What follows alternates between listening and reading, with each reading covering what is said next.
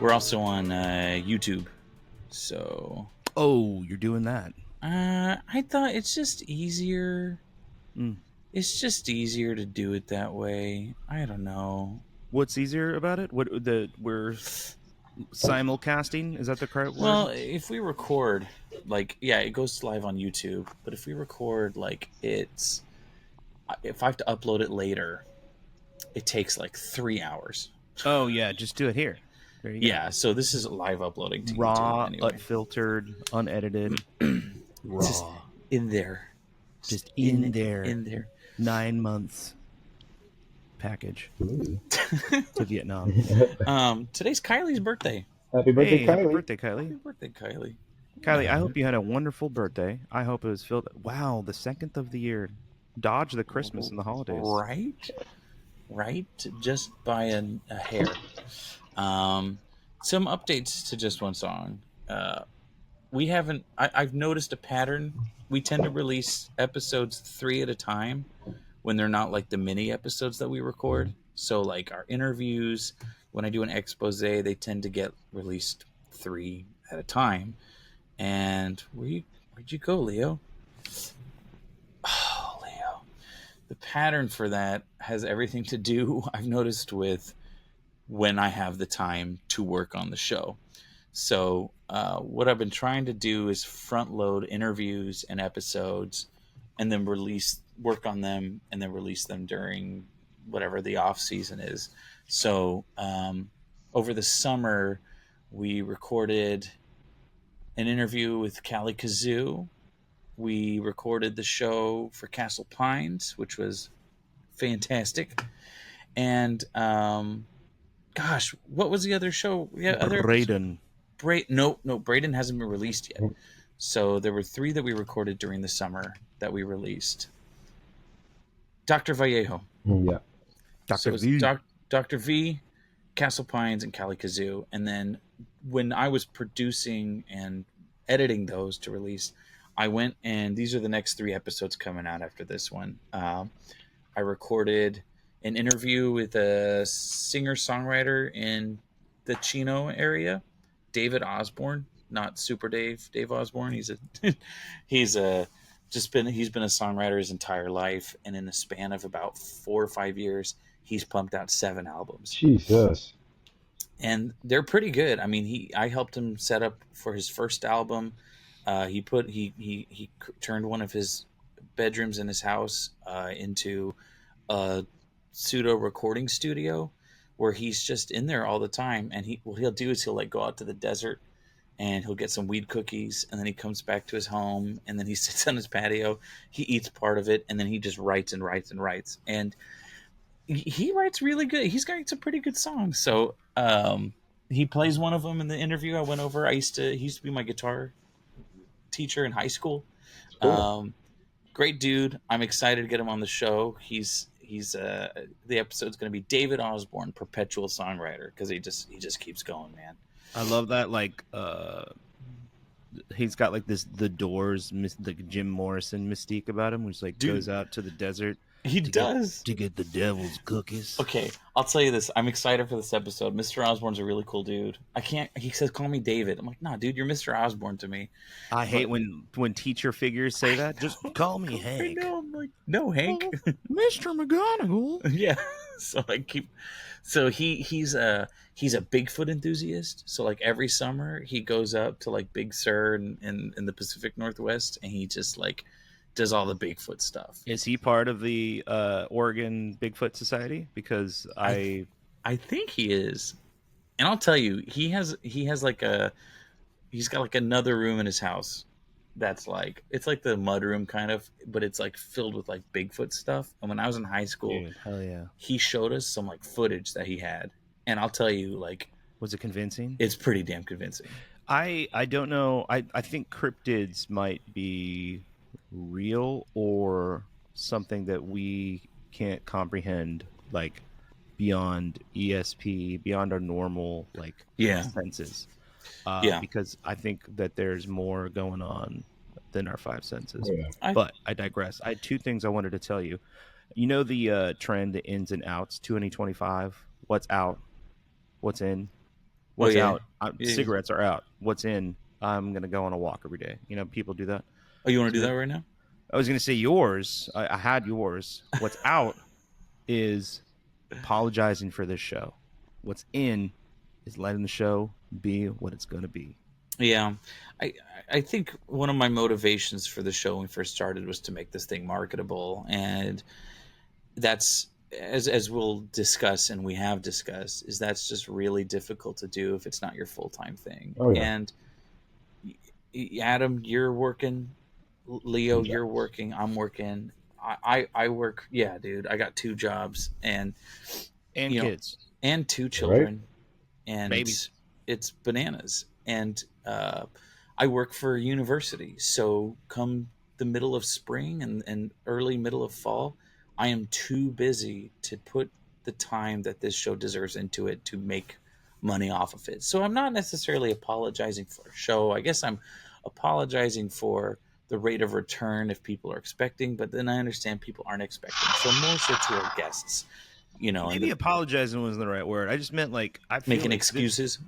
not even excuses. Like the show is what it is, and I love talking to you gentlemen, and I also love coming together and meeting when we can, Oh, yeah. and then talking to people that I normally wouldn't talk to outside of like this show.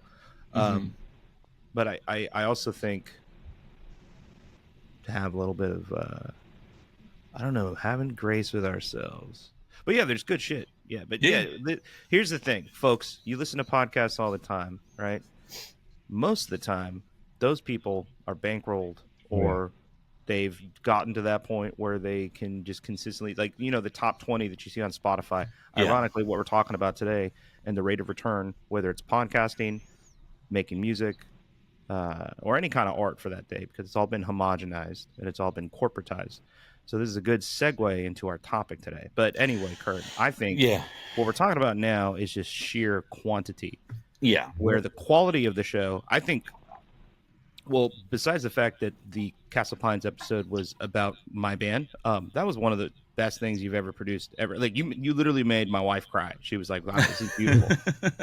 I listened to it so many times. I was really proud of that, and I'm That's trying to cool. do. I want to do more episodes like that. And if you haven't seen or haven't listened to the Castle Pines episode, please do yourself a favor and check it out. It is super cool. Um, Not just tooting my own horn here, but it is. Toot toot. You got what you guys did was really cool for that community.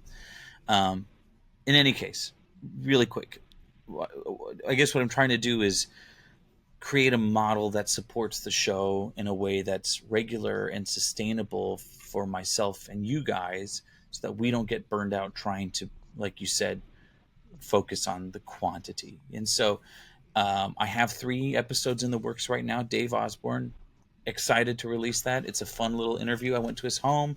His dog is in it. He plays a song during the interview live. Oh It's yeah. going to be it's really charming and it's really fun, and I'm excited to give some more exposure to Dave. He's a great guy, and the thing too is we wanted to talk about. And I don't want to spend too much time on this tonight, but like being a bit of a progressive podcast in the upcoming future for the next however many years, and to be a place where we can support and highlight the people doing good in the world and are putting out positive messages. And I can say that without a shadow of a doubt that Mr. Osborne is one of those people. He's just a terrific human being across the board. So that's the first episode that should be coming out hopefully this month, January. The other episode I think going to release in February is do you guys remember the recording fund? Yeah. Mm-hmm. Okay, so Yeah. so they held a fundraiser last September, and Max Allen reached out to me and he invited me to the fundraiser. I went out and I recorded the events. I ran into Max, of course. I ran into a gentleman. I reached out to him for an interview, but he was one of the producers on the Val Kilmer documentary, Nice.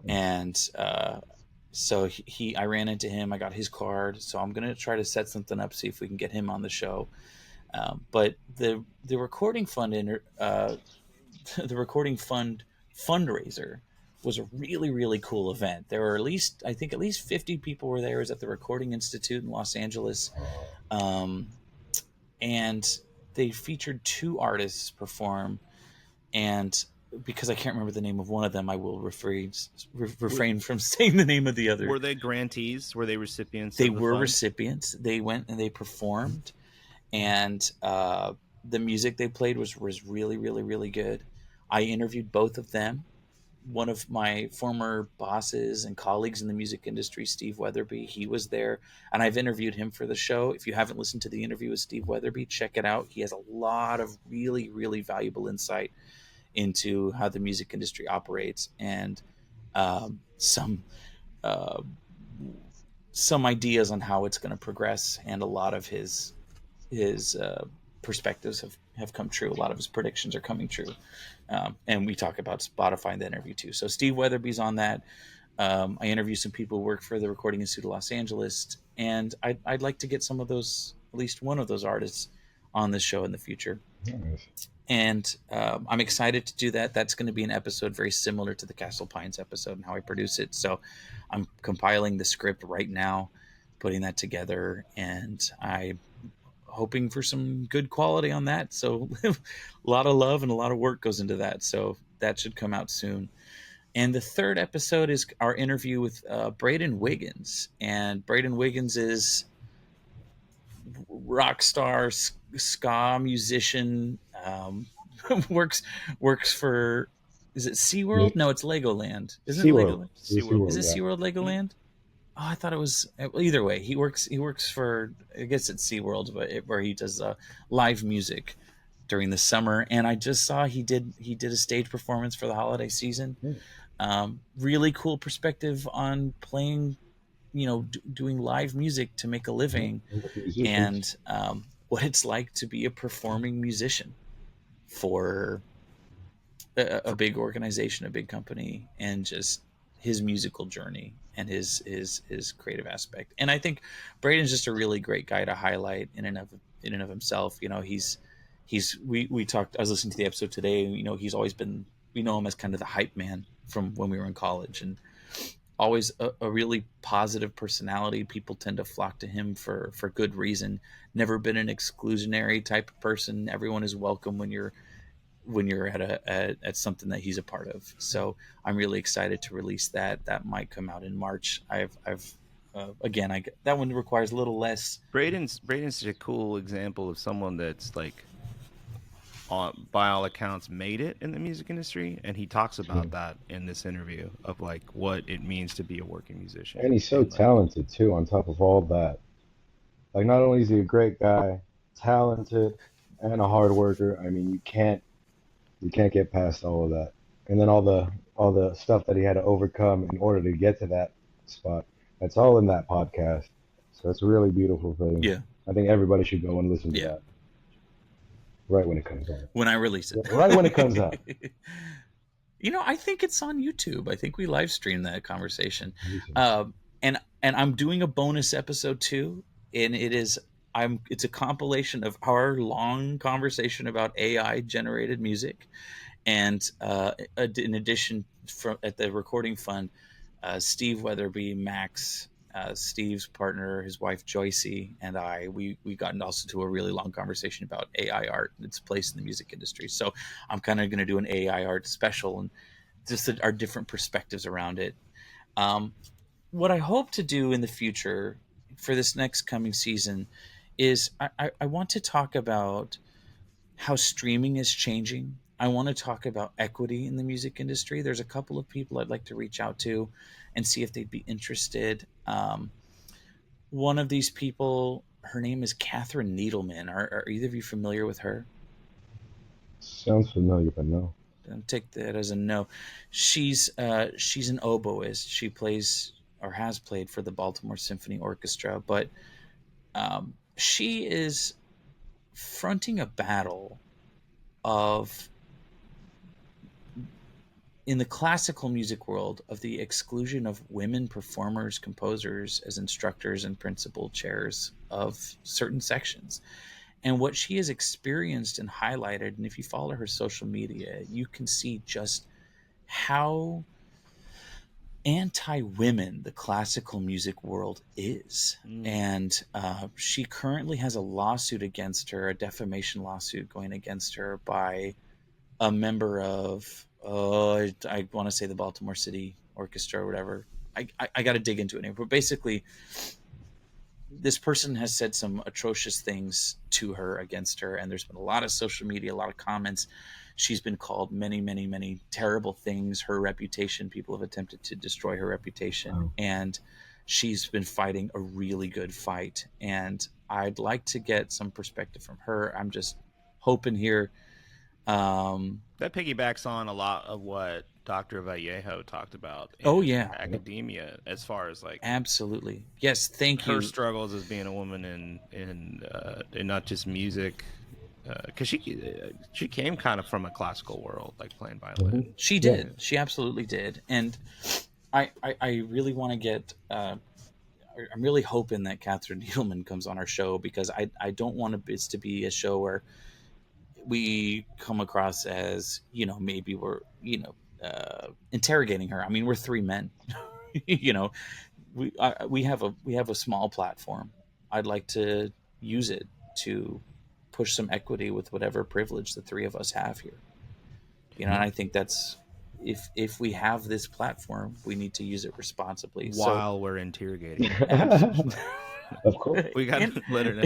It is daunting. Yeah, coming on here. And plus, like, not the sharpest men of the batch too, like coming on. But we don't need to be. We're pretty dull right here in this area. It's not we're not answering the questions. We're asking the questions. You know what I mean? But anyway, she's one I hope to. Any way we can help. What's that? I'm more than happy. I also, yeah. So let's see if we can reach out to her and see what she says. I'll do some outreach and lump you guys into the conversation. But I'd like to get her perspective more fleshed out, and give her something that, if she agrees to come on the show, that she can, use for her own records. Who knows? Or it could just be a fun conversation to hang and chill out like it usually is, which I'm all for anyway. It's crazy that we're like someone that dedicated their life to the oboe, to the classical world, and like they're running into the same like power struggles that a lot of people face in other industries.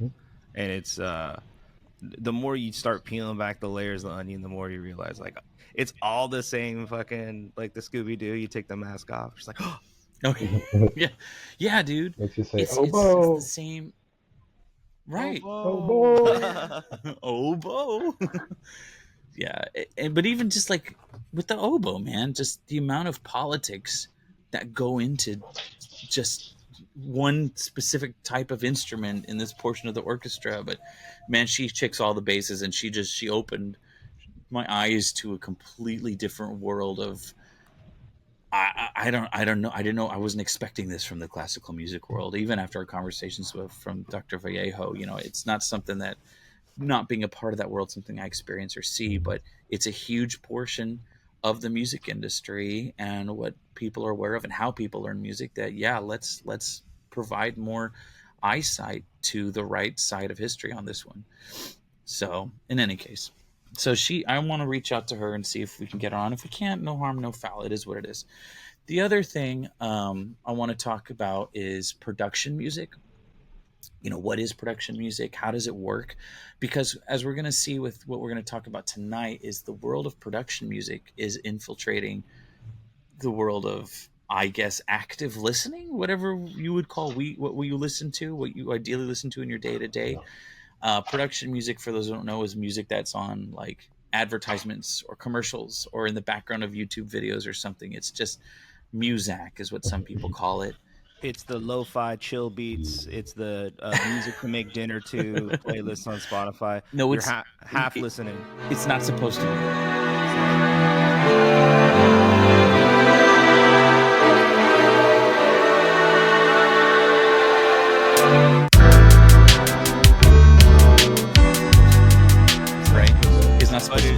And the industry has made it that way. And that's tied to the third person I want to reach out to, who is the author of the article for Harper's the Ghosts in the Machine, Mm. Liz Pelly. I want to reach out to Liz Pelly and see if she'd be interested in coming onto the show to talk about this. But You do it. for those who aren't familiar, we've all known for a while, we've known that Spotify has been shortchanging artists, especially on these lo-fi chill hop playlists. The like Leo mentioned, the ones where you just put on some background music to make dinner to, or if you have guests over, something you're not really paying attention to. And this article came out, and this is a good transition to what I want to talk about tonight. In Spotify, in short, has basically been taking the production music approach to curating these playlists.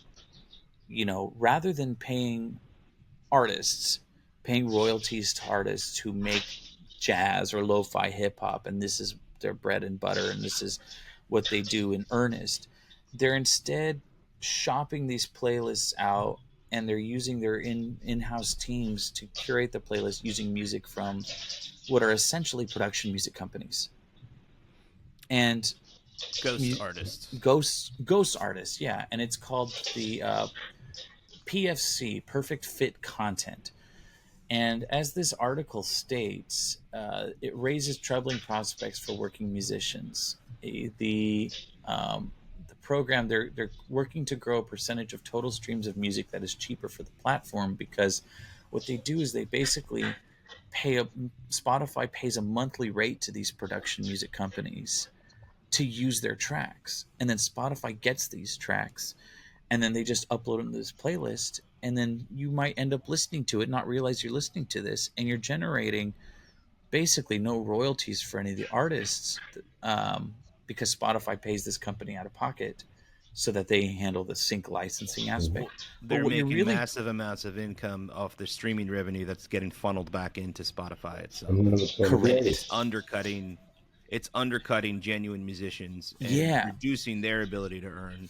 Well, so there were two articles that were released, and so the first one was about how Spotify has in-house teams at their parent company in Sweden, and these are in-house musicians who create this music, and they're like electronic musicians, but they create this music in-house that Spotify doesn't really have to pay royalties to. Yeah. And sure, they're not generating royalties from that music, but artists aren't getting the plays that they've been led to believe they could get. And it's not just that, it's a shared streaming payout model. So Yeah. when you're flooding the amount of streams in total that is happening by Hmm.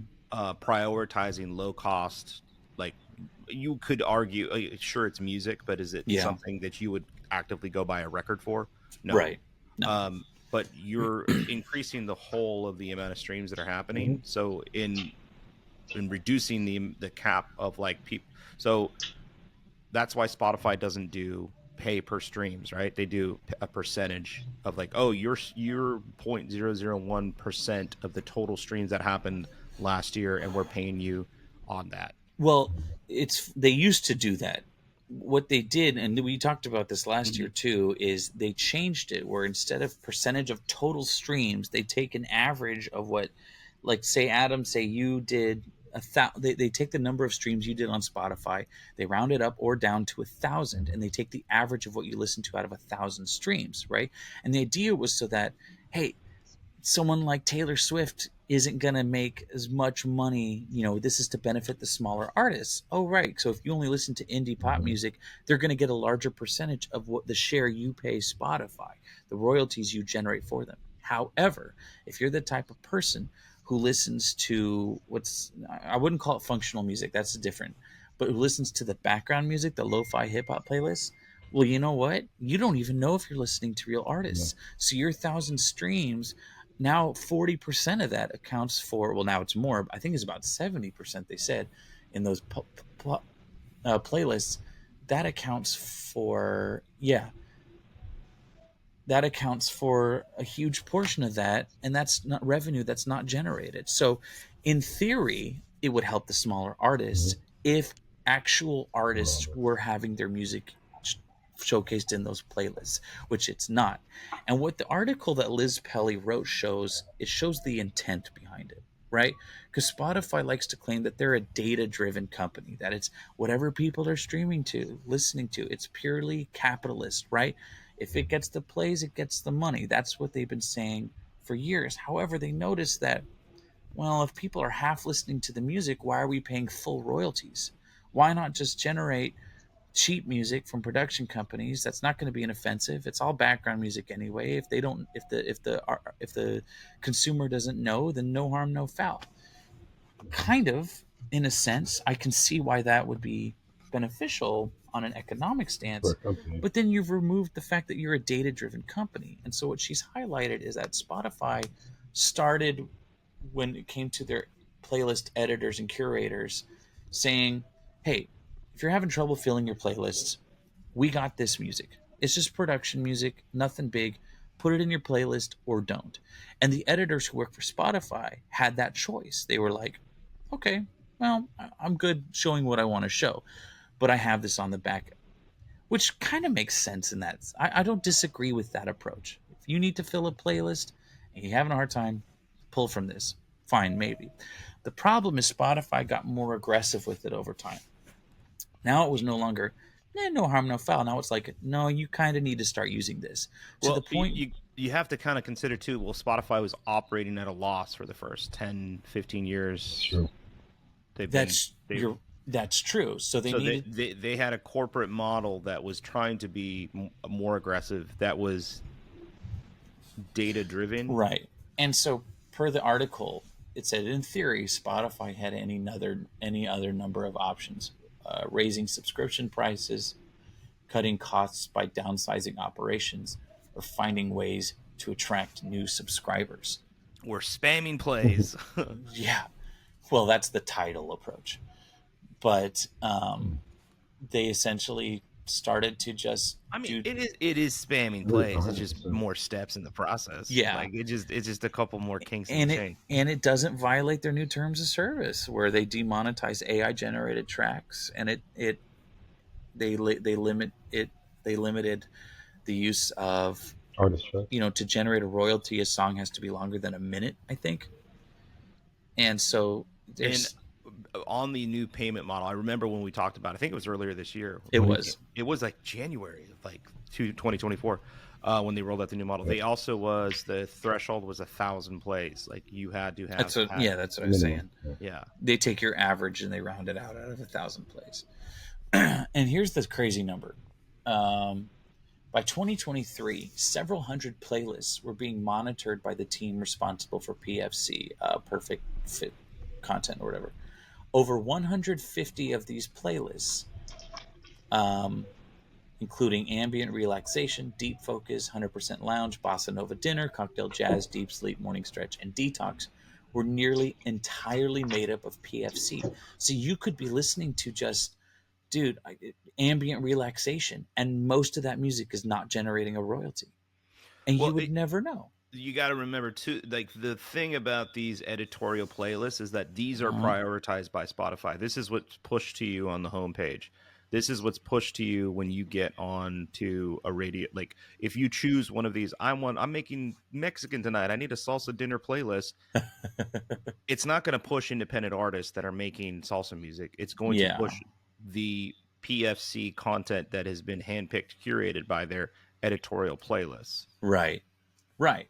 So you're not their whole thing. Like I remember back in when I was heavily invested in Spotify back in like 2012, 2013, when I was first putting music out. I truly thought that Spotify was this disruptive model, and to an extent it was, because it was that idea that it was like pure capitalism. Like if you're good, you're going to get the plays. If you market yourself well, you're going to get plays. Yeah, Um, Come to find out, it's the opposite of that. It's just a juggernaut algorithm that's getting they're pushing their product, and the likelihood of independent artists trying to compete with a machine. It's the Vegas, like never bet against the house, right? You're trying to play against the house in Vegas as an right. indie artist, but you're always going to lose. Yeah, it doesn't matter. Oh, hold on a second. Sorry, Adam, your recording stopped. Oh, you did. Okay, here we go. I apologize. I was trying to do some last second fixing here. Leo, I apologize. Oh no, you're good. Could you repeat what you just said there? I don't remember what I just said. We were talking about Spotify. We were talking about how. Did we stop recording? Is that what happened? No, we're still good. Oh, okay. Adam, no, Because you're, dude. The Vietnamese coffee cartel find you, dude. yeah. Well, you're coming up on YouTube.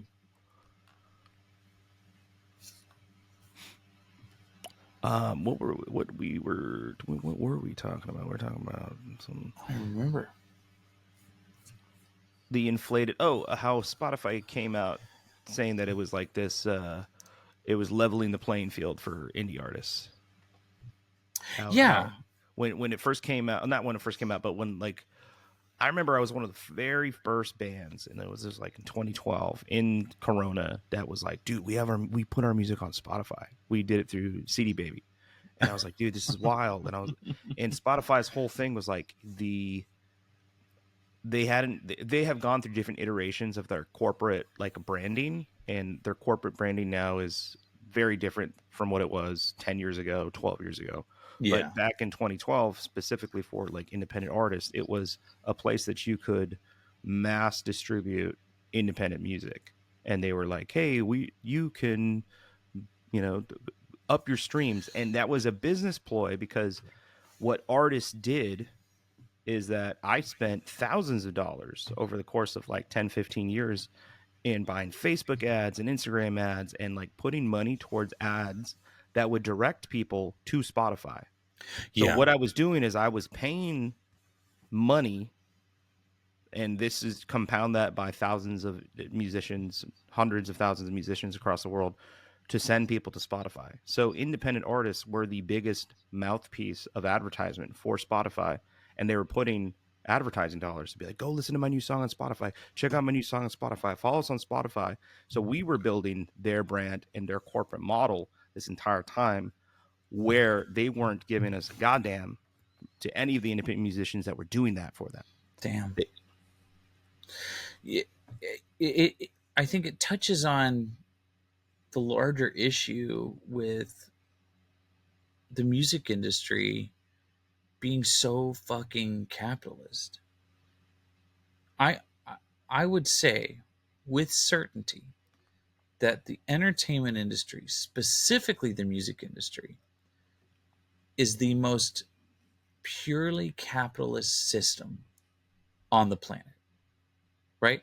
What regulation does there exist to protect artists outside of publishing and copyright?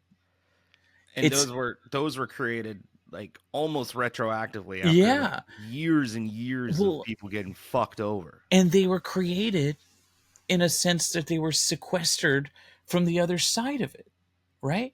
You can work around it. People work around that shit all the time. And that's what's going on with like Spotify. Is the reason they're going with these production music companies, which I have no problem with production music in and of itself, right?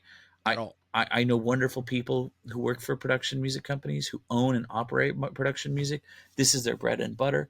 I get it, right? You do what you got to do as a working musician to do it. One of the people I want to interview, his name is Tom Geyer. He's a former boss of mine, but he's worked with John Williams on movies. He's worked with Hans Zimmer multiple times. He's made his money. He's made a lot of money off of one track. It's called Low Hit Big Boom or something, and it's just right? And it's in every horror movie trailer. It's in a ton of action. They use it all the time, and that's how they make their money. They record a bunch of albums in a year, and then during the holiday season, they take a bunch of flash drives and they go. I've done this with them. They go to ABC and they say, "Hey, this is what we got coming out. We're giving all of your in-house composers, all the people, all your music supervisors, they get to have this flash drive from all of the new music we're coming out. This flash drive has dozens of albums that we've recorded this year." And ABC goes, there's like an exec at this party, and he's like, we'll re-up for another year. And they pay them a buttload of money. But it isn't that they're getting it for free, right? They're not generating royalties because the company's paid, because They ABC is paid up paid, front. they paid up front. Mm. But at the same time, you can go online and download this track, and you pay a 99 cent fee to use this song, Well, right? there's the also the implication of like the relationship aspect, right? Like Sure. that corporate tie, not corporate tie, but like Yeah. that business tie that they had that's long standing with this certain publishing house or this certain production house, right? Right. Like not the person that's selling those same sounds or similar sounds online for 99 cents is not getting invited to the corporate exec party at ABC at the end of the year so that they Right. can fulfill their Yes. quota of sounds. So you make a lot of money on the corporate end of it, and they have two people at the company. The name of the company is called Brand X, and I only mention them because they're not doing anything unethical.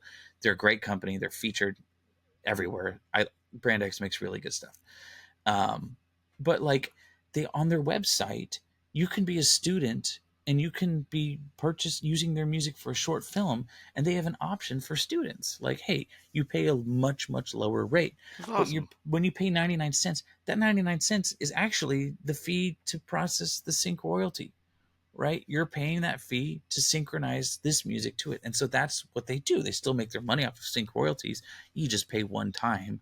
And if it's going to be an ongoing thing, I mean, there's a whole different level of contracts that they help you navigate this process. It's actually a really cool, really complicated website on Yeah, the but back end. that shouldn't be a part of the listener's experience Exactly. and trying not trying but like navigating like music, right? Like Correct. it's homogenized, like so there's a fine distinction between production, right? And Mm-hmm. then art. Like Yes. sure there Yes. can be artistic elements inside of production, but those things are created, those are nuts and bolts things that are created to serve the purpose of film or cinematography, whatever you're using it Yeah. for. Yeah. Yeah. Those things are nuts and bolts elements, as opposed to the art aspect of it, like the whatever the story is, right? Mm-hmm. The person working three jobs that wants to be a musician and saves up all their money so they can record, they can finally record an album and put it on Spotify. That integrity piece of it has of the actual like art, and there's really good art that has never been heard by a lot of ears because Spotify's algorithm is is promoting and prioritizing the production music, the nuts and bolts things that don't have the integrity of the art, as opposed to like the actual people that are making art. Yeah. You hit the nail on the head, dude. Like, you when you pay $10 a month to Spotify, you want that money, right? Ideally, to go to the artist that you're listening to, regardless of your intent. If you just have music on in the background, you know what? I want to listen to Thelonious Monk, right? Or whatever jazz I want. I want real jazz musicians. I want Herbie Hancock playing. I don't care if it's passive and I'm making dinner to it. I'm enjoying that and I'm listening to it. And just because you can get away with it, man, doesn't mean you should. And that's what I mean when it's purely capitalist, is there's no space for ethics. It's all about generating a profit. And I understand the responsibility to do that. But it sucks It's that the responsibility to the shareholders. That's what correct. that responsibility is. Yeah. Which Yes. again, back to the, and we're gonna hit this one home because we mentioned it in multiple podcasts over the last, in 2024 throughout the entire season we mentioned the stark problems that we are now facing due to late stage capitalism. When you follow these paths as far as they can go Mhm. into an algorithm that continuously eats itself, into um, having to constantly up your revenue and constantly use more and produce more until there is nothing left, you end up in these scenarios where you are intentionally or unintentionally, I think in this case it's intentional, disenfranchising the very folks that your platform was predicated and created through and by. Yeah. You originally used the product. It's like Uber, right? Hmm. Uber doesn't fucking drive you. Spotify doesn't make music. It is a service, it is a technology that catalogs and sources all of these sounds that you want to hear into one place. It's Yeah. convenience. Uber is convenience. Spotify is convenience. Right. So we have a very hard question we need to ask ourselves. And I've been talking about this with my wife over the last week. I've been a Spotify premium subscriber since we were in Cal Poly Pomona, since like 2017, because we got the student discount where you only Yeah. pay like $5 a month. And the reason I got a premium account is Robert Teagarden, who was our music industry's professor, said, and this was on Spotify's former model of how they paid folks out. He was like, someone asked a question in the class, like, how do I make more money off of streaming services? I remember this.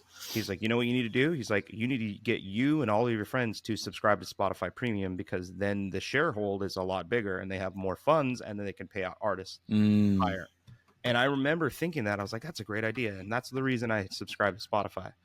Over the last, 10 years, 7 years that I've learned more about the music history. I learned more about I mean, pretty much nefarious business models that Spotify has developed. Also, Daniel Ek, I believe, is the CEO of Spotify, Yeah. has never produced a song, has never written a song. He's not a musician. He has made more money off of other people's music than name the Beatles, Taylor Swift, all of those combined. He's worth Oh, $7.3 yeah. billion. Dude, Paul McCartney's whole life, all of his touring, all of his performing, all of his album sales hasn't even come close to what this guy has made. Pales in comparison. Well, and this, it's all comes back to the thing that I just always rattles in the back of my mind is two things. One, I don't think people appreciate music as much as we think we do. I mean, you and I are lifelong musicians, right? We have music degrees. We worked in the music industry. We have a deep passion for artists. But the average person who doesn't have our background probably doesn't value music the way we do, right?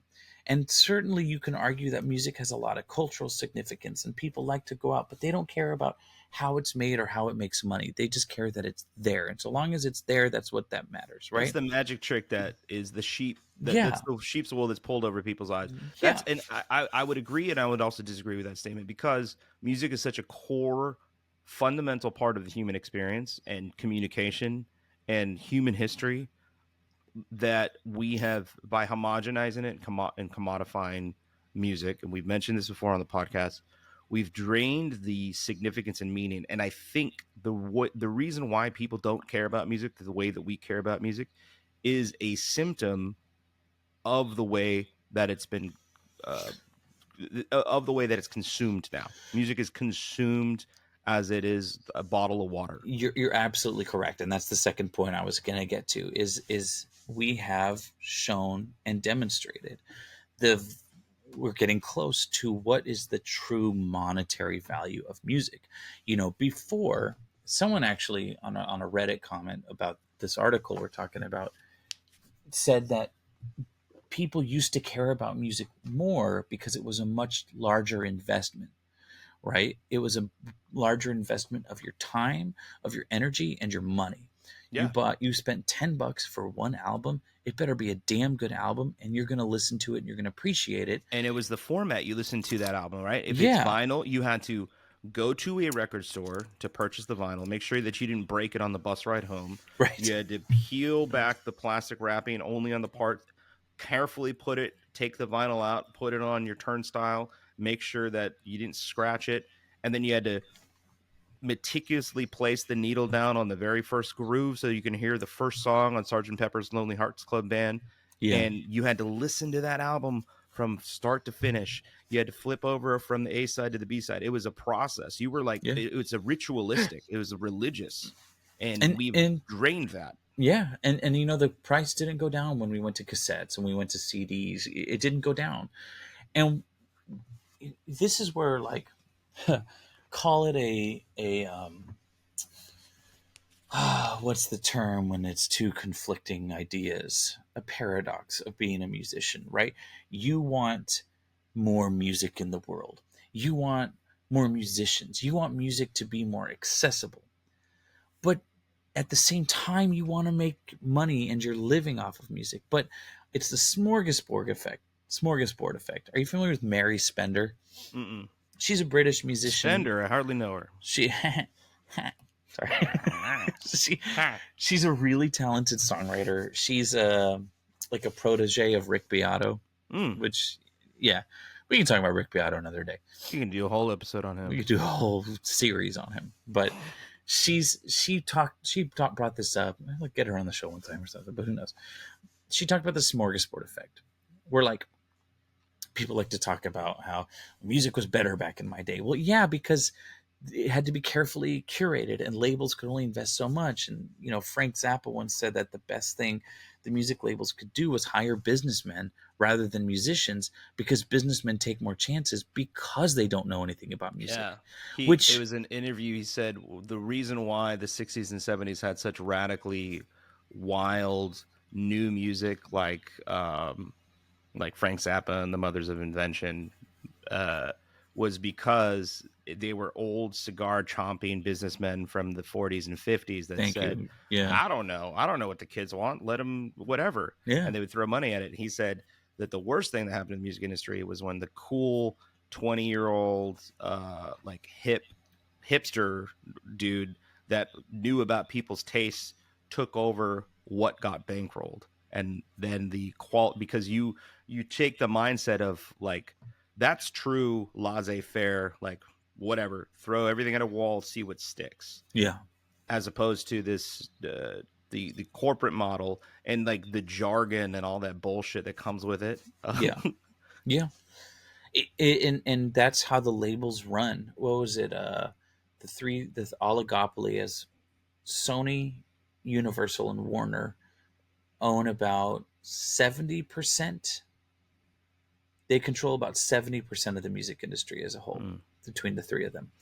And when I worked at Warner, so few of the people working there were musicians. Yeah. And, you know, Warner Music Group itself is owned by a Russian billionaire who's, you know, Len Blavatnik, whatever. The dude's worth like $34 billion. Anyway,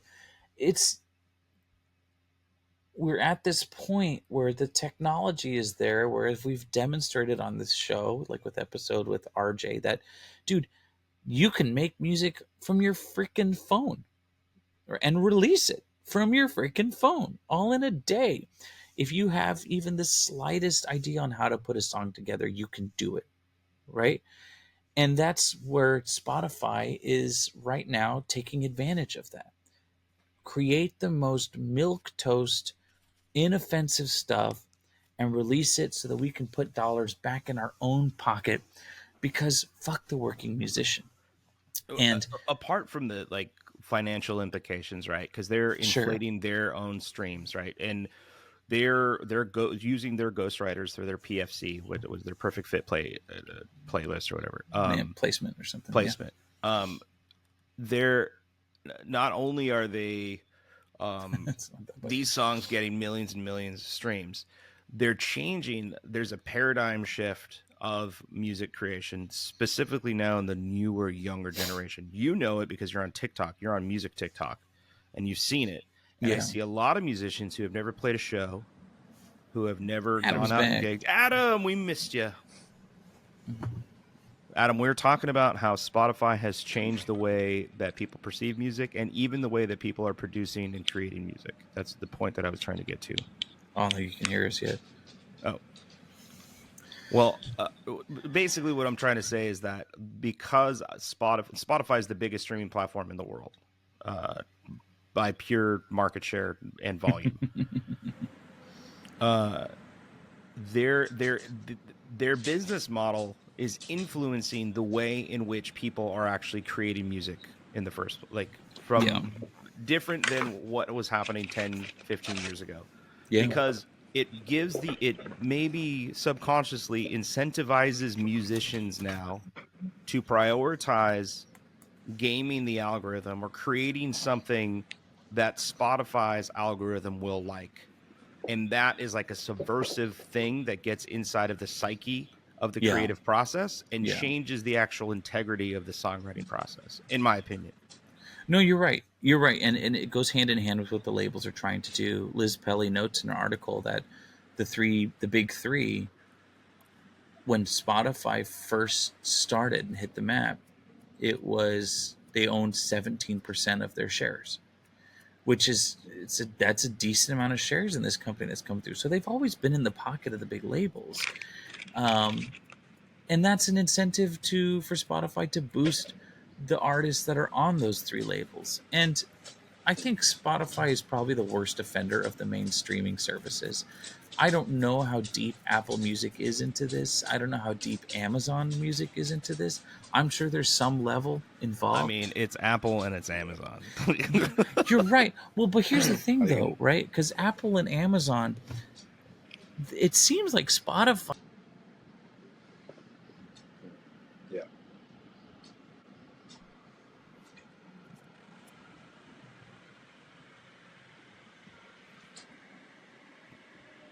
Oh, Kurt cut out. I don't know. Uh-oh. Apple's But making money in a lot of other places.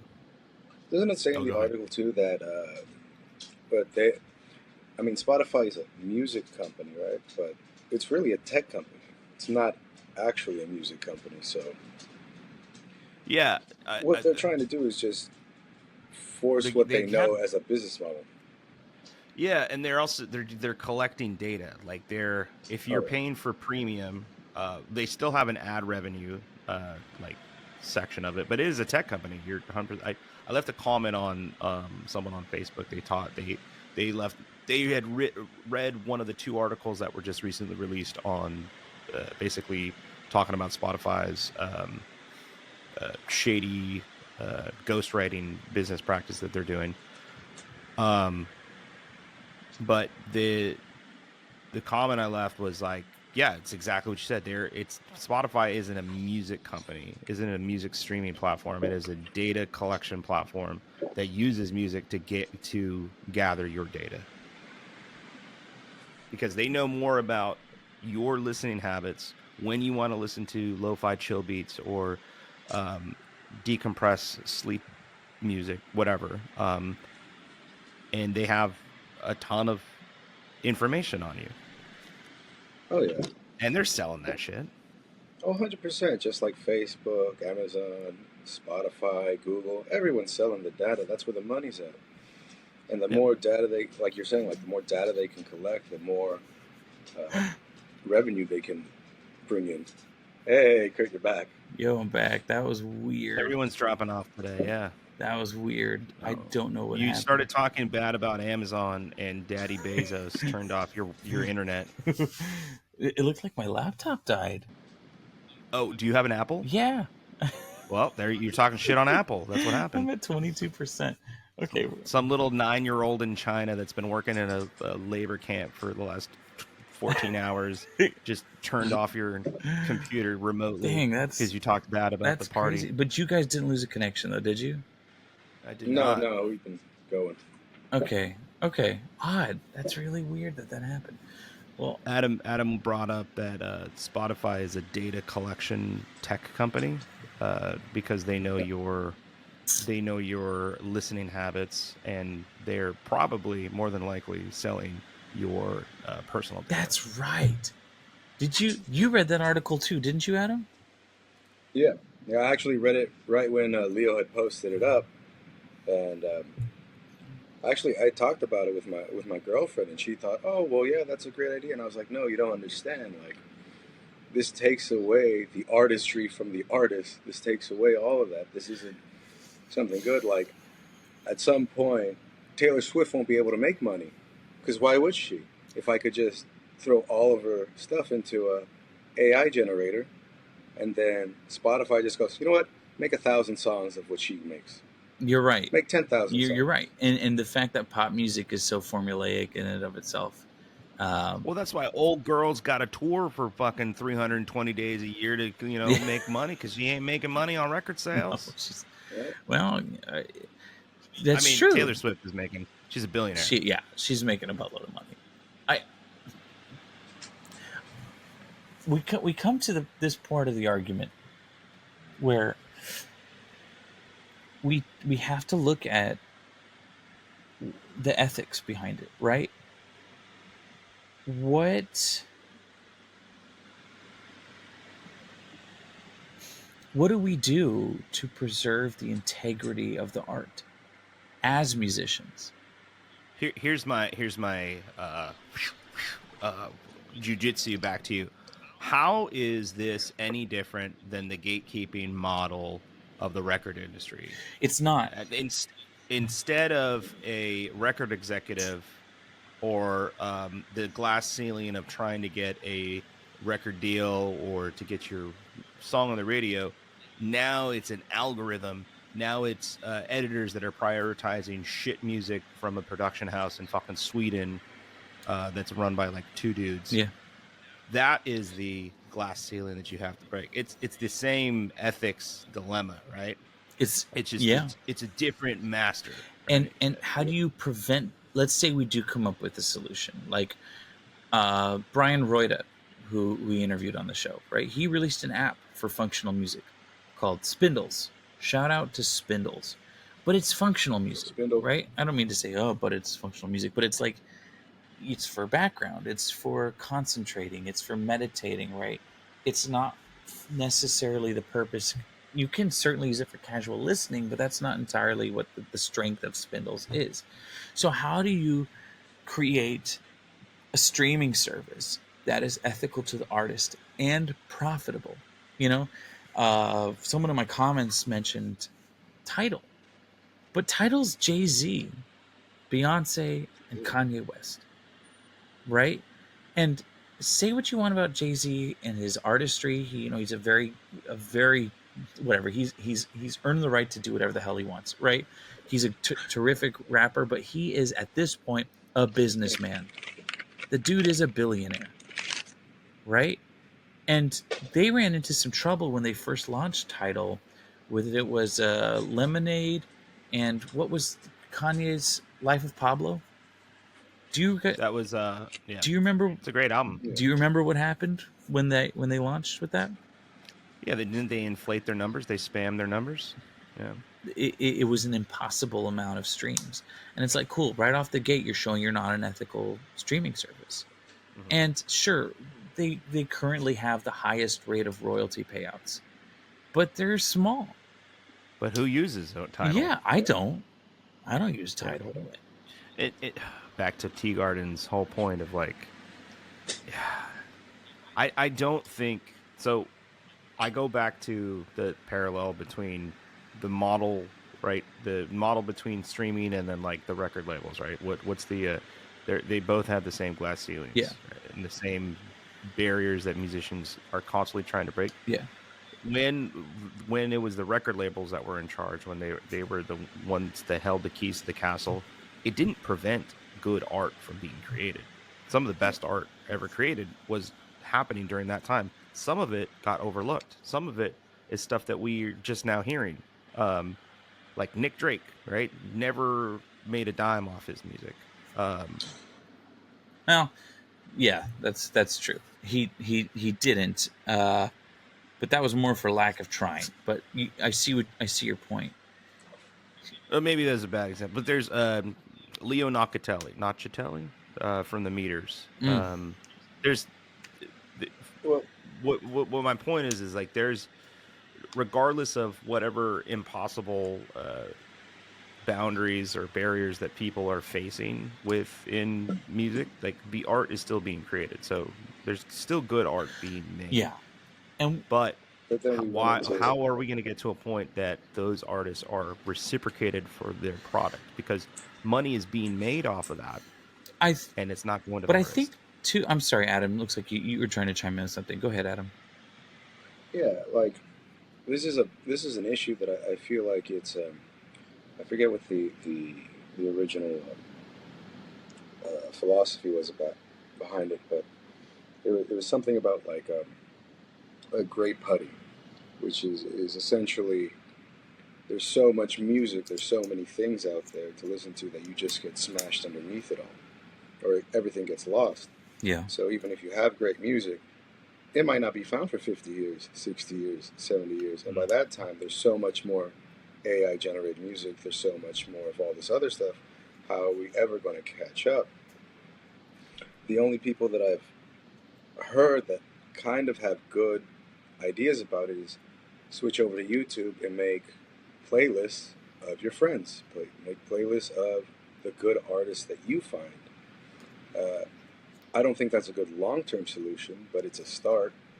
But this whole issue too also reminds me of the whole, and this is going to bring out our ages, the whole YouTube, or yeah, YouTube, uh, Napster phenomenon that happened in the early 2000s, where they were like, Napster. how are we going to make money as musicians if everybody is just downloading it for free? And it's come to the point of, well, how are you even going to be an artist if nobody's listening to your music? Do you write for fun? Do you write for what? Well, And here's the question I would throw to you, Adam, on your point exactly. How much money do you expect to make off your music? Do you know what I zero. mean? We need to manage our expectations. Can you buy a house with royalties? Well, maybe not. Maybe that's not going to be something feasible. We're I don't think anyone's going to be a millionaire from their music as often as they used to be. The labels will bankroll certain people, but remember, they're bankrolling the person up there performing the song, not necessarily the person who wrote the song. So if you're going to be a songwriter and performer, I think we need to curb our own expectations of how profitable our music could be. I Well, mean, our it comes down generation's to been doing this: that, You're man. right, Like we've been. but when I see, musicians and artists have we've been we're no longer online artists. We can't be anymore. right, What we have to do is we have to go back to our old ways, which is you can't make money unless you perform, unless you're correct, out there going correct, show to show to show. it's a I mean, when I job. was 18, 19, 20, I was doing 3 shows a night, Friday, Saturday, Sunday, Yeah, you know, and it's I was just making $50 to $150 a show, right, right. but it wasn't sustainable. It's like when I see this argument, I still see it crop up, and that's why I bring this up. Where people are like, they need to pay $1 per stream. Are you insane? $1 per That's not stream? possible. That's not feasible in even an equitable market. That doesn't make any damn sense. You can't do that. That's Ev- gnarly. So that's what I mean. Like, we Everyone need to would be curb paying our $1,000 expectations. for Spotify to Yeah, stream. yeah. How Spotify? I mean, these streaming companies. Maybe we're done using Spotify, but whatever company is streaming music, they have to be able to generate a profit. I don't believe in getting rid of a capitalist side of it completely, right? You got to make money because that's how you incentivize the creation of art. There's two big answers behind that, and I agree with Adam. Back to the old ways of how music used to be I do made. too. There needs to be more community, because in that, when you were playing those shows and you were going out, you were building a community. That's the thing that I miss the most about the times I used to like gig all the time, is that you made friends with the artist or the producer or the DJ or the band 2 towns over, and then you built this collective of individuals. That is what we need to return to. Yeah. That's the first thing, is solidarity. And in that, you can, I mean, like, you take that to the next logical step, would be some sort of like unionization. Like, there's power in numbers and power in people. You can get, and in those folks, you could be like, hey, you know what? We're gonna fucking cancel Spotify. We're gonna stopify Spotify. The other arm of that, and I think the other logical thing to do, is to contact your representative and to start lobbying, and we need legislation to put the predatory models that are been running rampant in the music industry, in the streaming industry. They need to be fucking dog leashed, man. Correct. Because it's destroying, it's homogenizing, and it's destroying an art form that is purely like, and I'm just speaking to it for our American listeners now. Like, there's so many unique musical languages that have developed out of this country.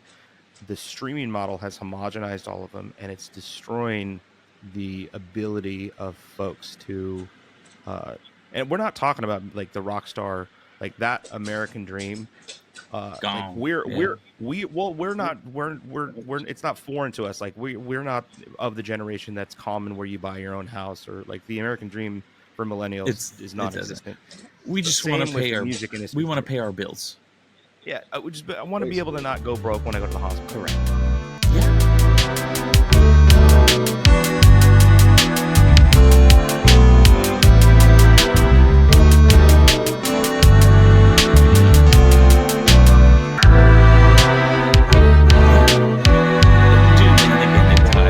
It's all a big web of nonsense where it all ties to healthcare, it all ties to housing costs, it all ties to paying your damn taxes. How musicians who are full-time musicians, how do you pay your taxes? How do you file your taxes? It's so complicated. None of this shit exists in a vacuum, No. too, right? Like I'm sure that Spotify has shareholders that are in real estate or in like shit that you would never fucking like even think of. Like they have shareholders probably in like Lockheed Martin. I don't know. Well, I'm just like Adam speculating. mentioned, it's about collecting data. So yeah. Thank you, So Adam. there, all of that shit is interwoven. So like all of those, like we bring up healthcare and we bring up like the welfare of the actual musicians, but like that's not far-fetched because it all ties back to like access, equitable access to the things that any other working standard, like most of the like working class of America wants, and the musician class, that which is part of the blue collar working class of America, wants that as well. But they have been, all of us, right? Very small fraction of the folks that claim like are musicians are not relying 100% off of their music to pay their bills and live their lives. All of us on this call have taken on 2-3 other jobs to fucking, you know, pay for whatever, like just living, just existing in this hellhole. Yeah. Yeah. And I mean, as hard as it was before when we were younger, it's a million times harder now. Like, how can I get a 3 million streams, a million streams, just to be able to pay my rent one month? You can't. But like you said, that's like you mentioned, that's relying on streams. Well, you know, this just came to my mind, and it mentions this in the article that there are certain songs that they just change the title, change the artist name. It's the exact same song. They put it up. Is that what we're gonna do now?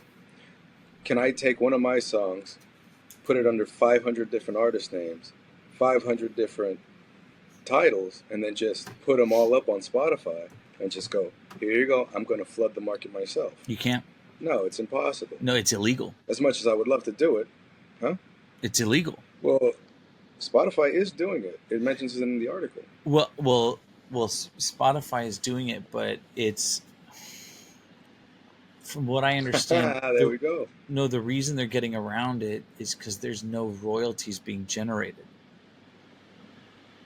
So then I could do the same thing.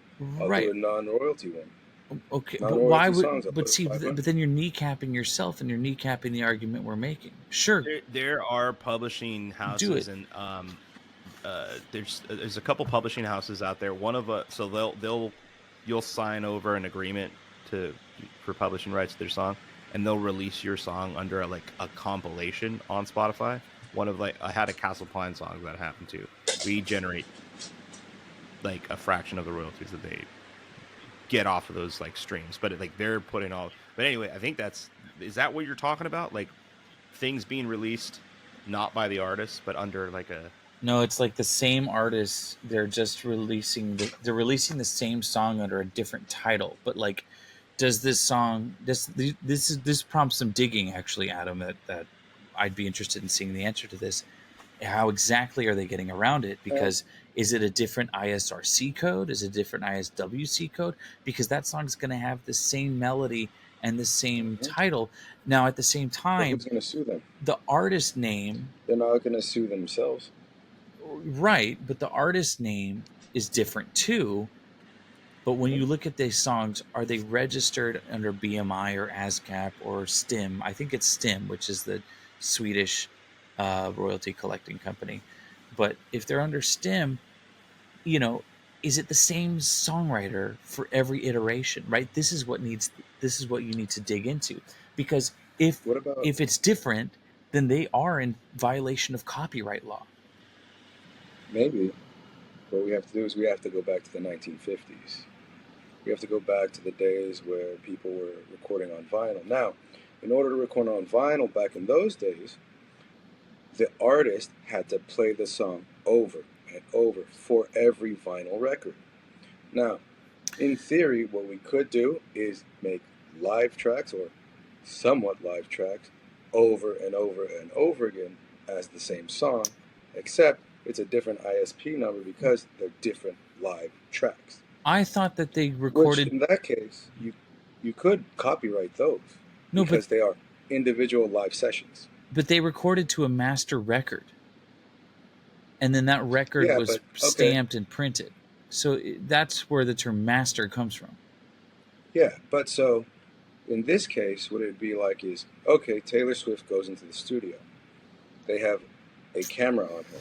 It They then take, there's a master, yes, of the recorded session, sure, but there is no master of the video recorded session. but That is a Adam, different sound. what you're forgetting is the intellectual property aspect, right? You're talking about the recording itself, but they're not changing the melody or the lyrics. That is what is coming under for the plagiarism claim. That's what needs to be the Well, digging into the it. so how about this? The IS, the all the codes that come along with the song. So if I relieve a track, that's going to have one code, correct?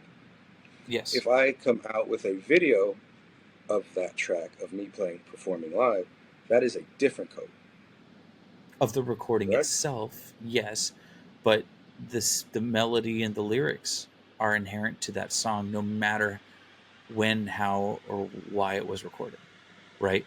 If you're changing the melody, it's a different song. What we're talking about is these are the same melodies and lyrics that are being released under different titles under different Yeah. artists.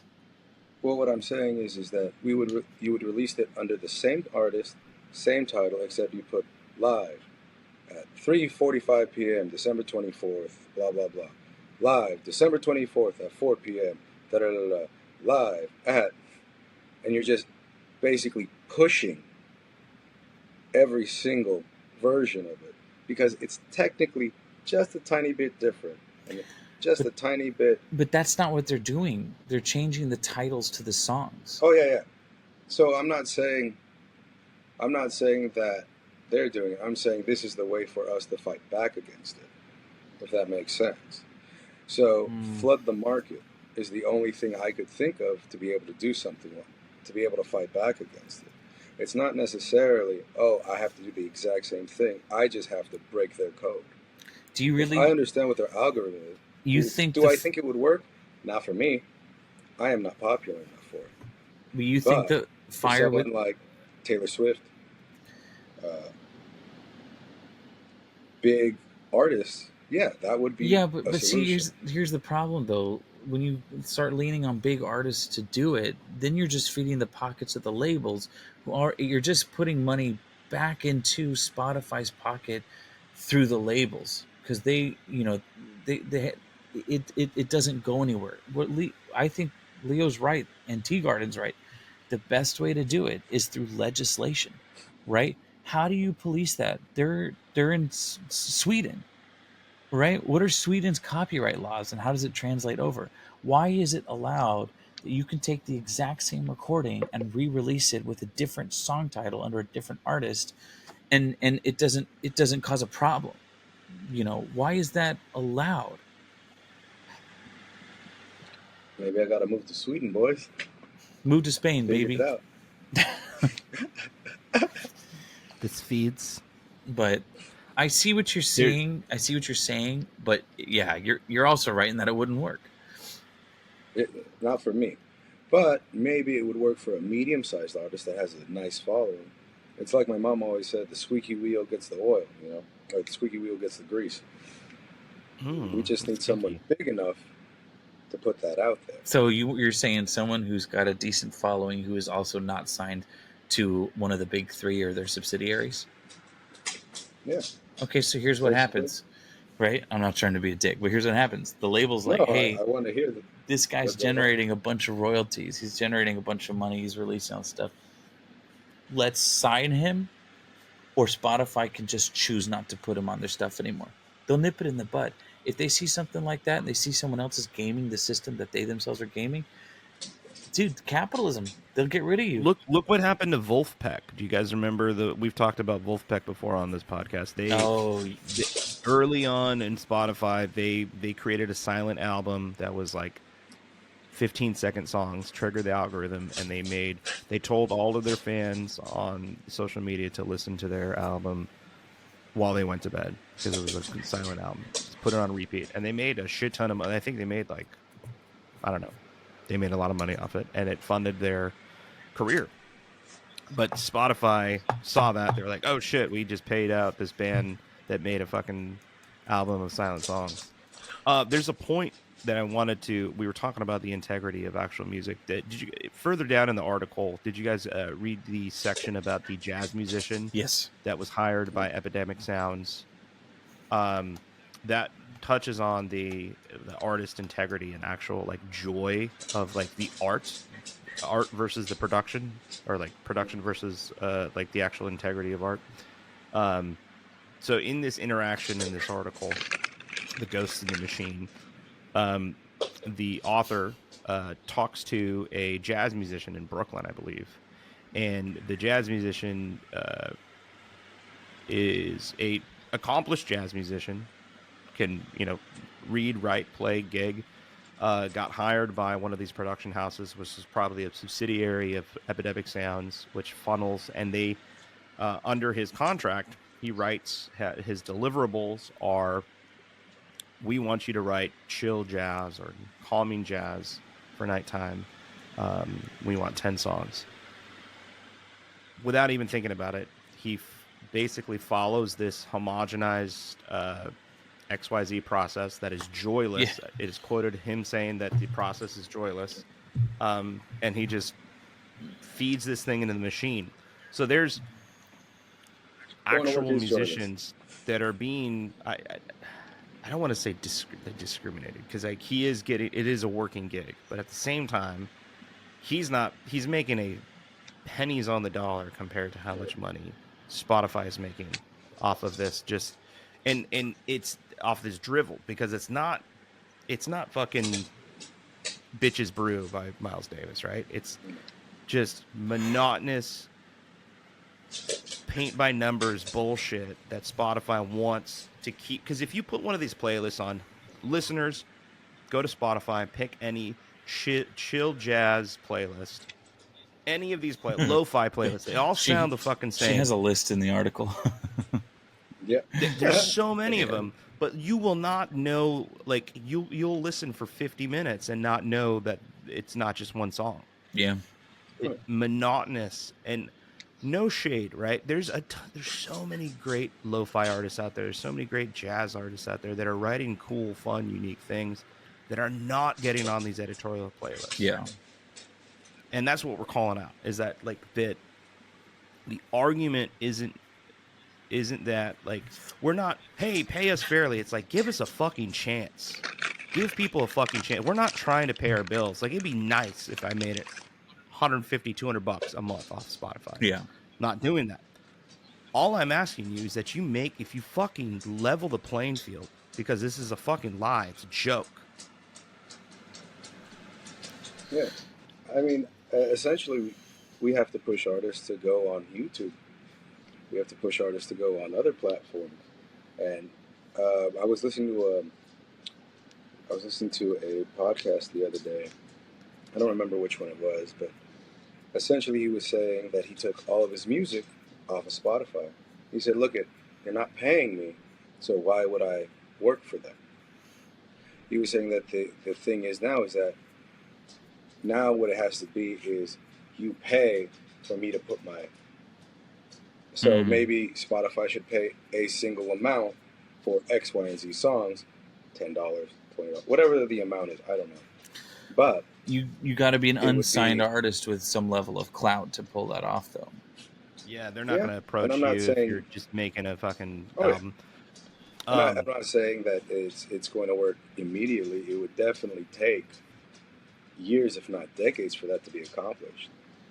It would, What's the profit incentive then for them though? Like they're building their catalog off of like, we just paid you $10 for this album that no one's heard of, that no one's going to listen to. same thing as the record labels, right? 90% of them, 90% of the artists don't make any cash off of it. They get a loan from the record label, and then the main artists are the ones who pay that with their profits. Are you talking the songwriters versus the performers? I'm talking about like when a record label has 150 artists, maybe 5 what? are producers. Like they produce Well, money. yeah, exactly. 5 of them are going to make all the money, and then the other 145 are not really producing like they need to, the numbers that the labels want. It's the business. That gets to the argument too, though, that like quantity over quality, because those that are the top producers aren't necessarily the best artists or the best Well, musicians. that's why like record labels will have like sub labels, like Warner Music has Atlantic or Rhino. You know, the Interscope, yeah, Interscope. Island, What's the one in Portland?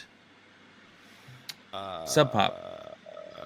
Sub Pop's owned by Warner Music. You know, like they serve a purpose, they serve a community, and you know they're. It's not. I don't want to say it's not all profit driven, but like a lot of it is for the love of the music too.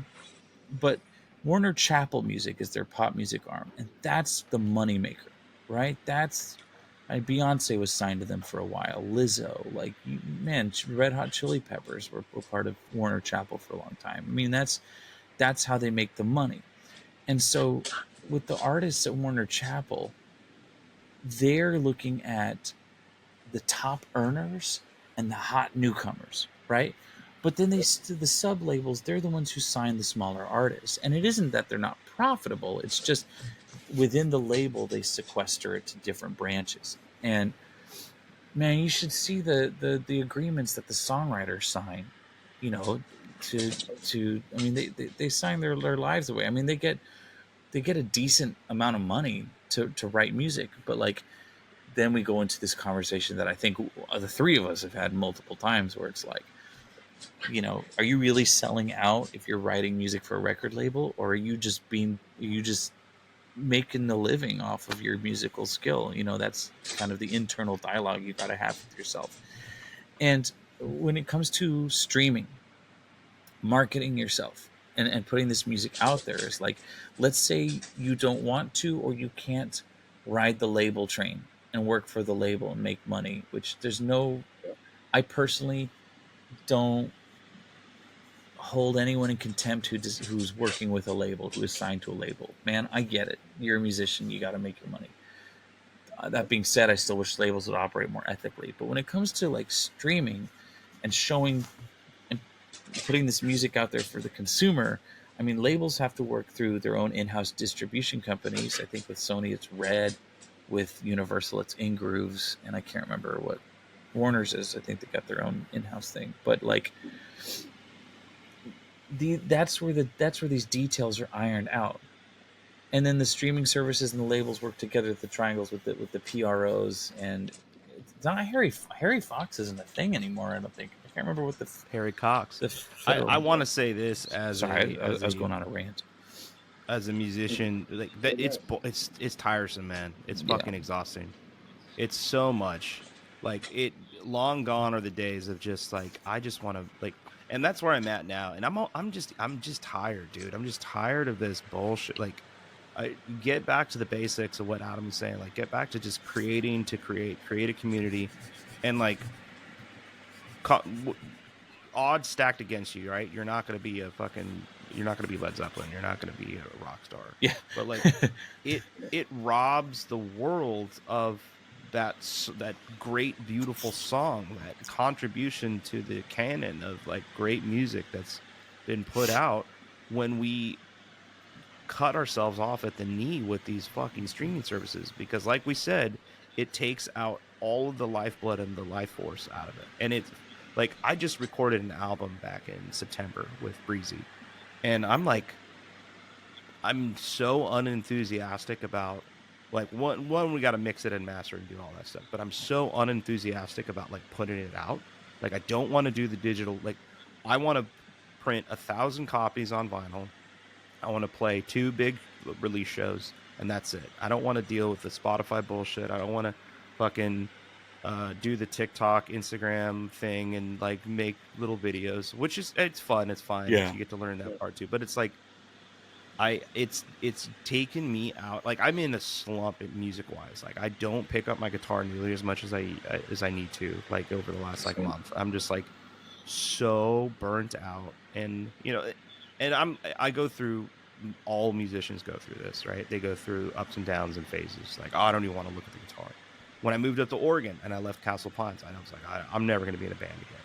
But I'm this compounds that feeling of just hopelessness for a lot of musicians, and that's why I think this episode is so important, that we will reach that musician that is thinking of giving it up. It's like, you're not alone, dude. Yeah. Whatever you're going through, like, everybody's experiencing this burnout, and it's this existential dread, this burnout of the soul of, if you don't feel like creating today, if you don't feel like writing, that's fine, but we need you.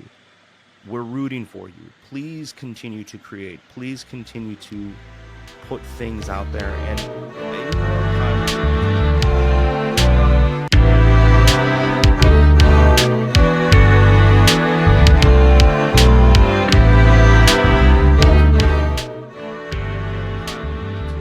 do want to book plug real quick. I just finished this. Do it, baby.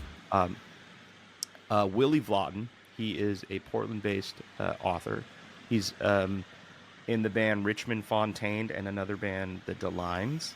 He wrote this book called The Horse, and it's about a 66-year-old alcoholic that lives in a abandoned mine. Can you see it? The Horse? Yeah. A 66-year-old alcoholic that lives in an abandoned mine in Nevada, who was a phenomenal guitarist. He grew up in the 60s and 70s and played in a bunch of like old country acts. Could never get out of the touring circuit from Reno and Las Vegas. Was a prolific songwriter. And when you mentioned Osborne, David Osborne earlier, it made me think of the main character. His name is Al in this book. And it's basically a tale of what the music industry is. It's like this broken, shattered American dream. This guy wrote amazing songs. He sold them to people that got on the radio, and he ended up just being this homeless alcoholic recluse living in a shack, that all he would pull out his Fender guitar every once in a while and play a song. And it's a very profound book, but it's even more profound because it is written by a musician who, and Willie Vlotton is an incredible author, incredible musician, but like not really well known. And that's what makes the story so much more poignant. Yeah. Like, that tying to what I was trying to say earlier. It's like, whoever you, the listener out there, continue to create. The odds are stacked against you. We're rooting for you. The world needs you. There's way more of us than there is of these corporate oligarchs that unassumingly decide your fate. They don't. Yeah. Art does not exist Yeah. inside of their fucking regiment. Reminds me of that part in Shawshank Redemption when Andy Dufresne locks himself in the warden's office and he plays Mozart's whatever the he plays an opera by Mozart, and they put him in the hole, and they ask Andy Dufresne like, "What did you do when you're in there?" He's like, "Oh, they can't take your mind, they can't take your thoughts from you. They can lock you up in this place, but they can never take that from you."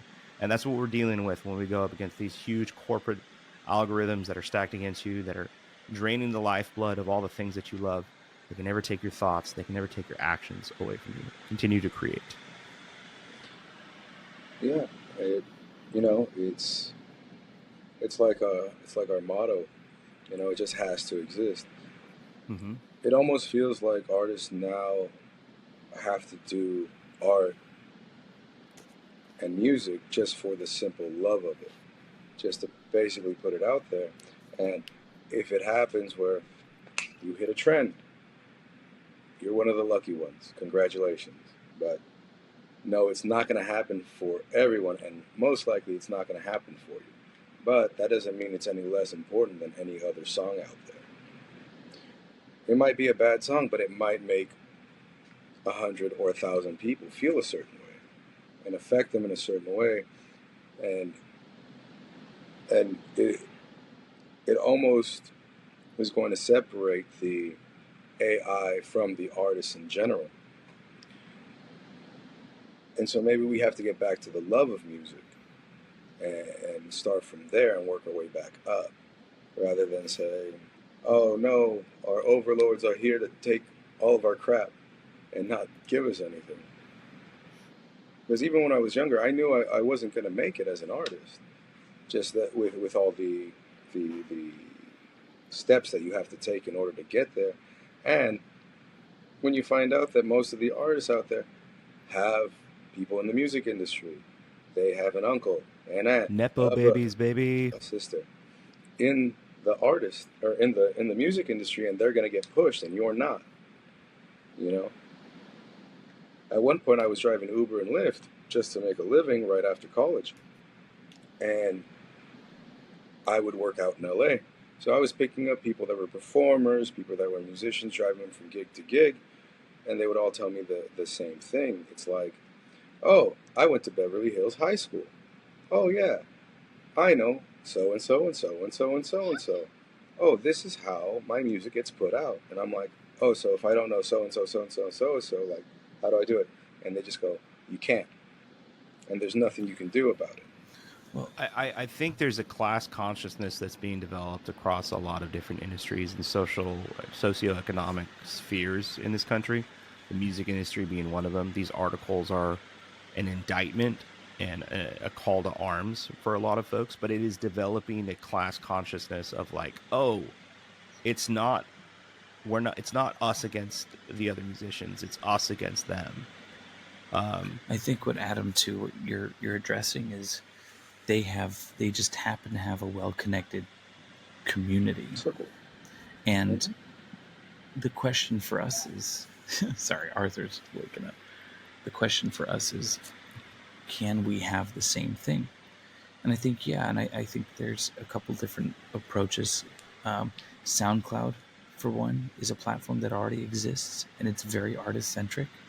And I think if we come back around to embracing that more, we can be helpful in shaping the independent artist experience, I suppose. And the other thing too is, one thing Max Allen and I talked about was, the recording fund is small right now, but what they're trying to do is they're trying to provide some equity to artists who cannot or don't want to sign to a big label and basically sell out their artistic integrity in the name of profit, which does happen. So he's not trying to overtake the market, but he just wants to balance the scales a little bit. So if we can support projects and initiatives like, and including the recording fund, I think if we can connect those two as people who support independent music and the authenticity of creativity, I think we can get a pretty good head start. Well, not head start, but we can have a pretty good fighting chance against the greed of the billionaire motivated aspect of the music industry. Yeah, but It's so much work, man. It's it, like that's the daunting part about it. But see, that's the thing though. Like, it doesn't have to be. You know, you Collectively, if we all work together, yeah, for sure. just listen to more sound. Use SoundCloud more.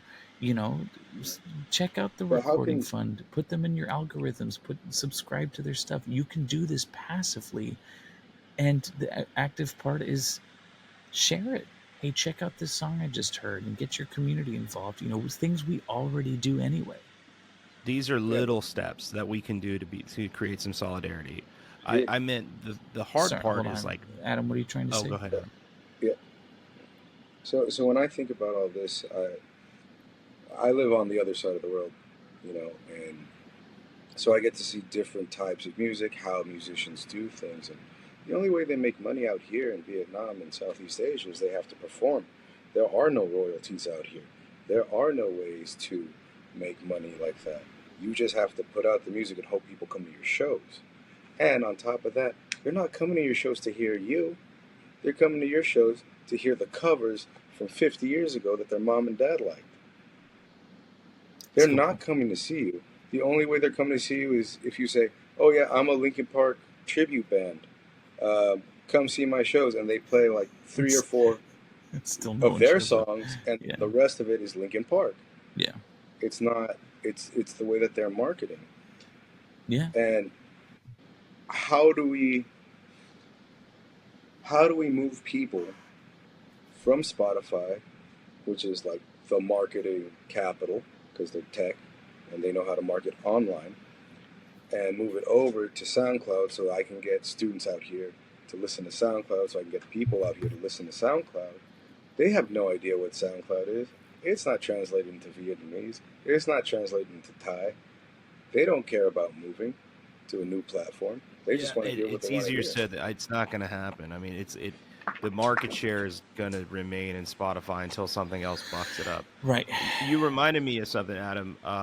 You were mentioning how Vietnam is very similar to the Philippines as far as like there's a lot of karaoke, there's a lot of bars, and people play. Mm-hmm. Musicians in the Philippines are constantly gigging every single night. If you walk down any street in Boracay or Manila, there's people that are playing songs from 23 years ago. And it reminded me, there's a band called VST and Company. There's a short documentary that was released on them in YouTube. VST and Company was like basically the Bee Gees. They were like the rock stars of the Philippines in the 70s. Yeah. The founding members, Spanky Rigor, Roger Rigor, they were huge, insanely popular, and they're still extremely popular. If you go out to the Philippines, they play their music like everywhere you go. If you go on a boat ride, if you go to a club, if you go anywhere, they play their music. The founding members moved to San Francisco in the late 70s because they were during the time of people getting disappeared and martial law in the Philippines. That's not the Khmer Rouge. Not the Khmer. That's Cambodia. Oh my God.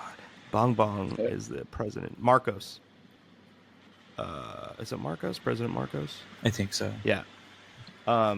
Anyway, the founding members of this band, BST and Company, they're amazing music.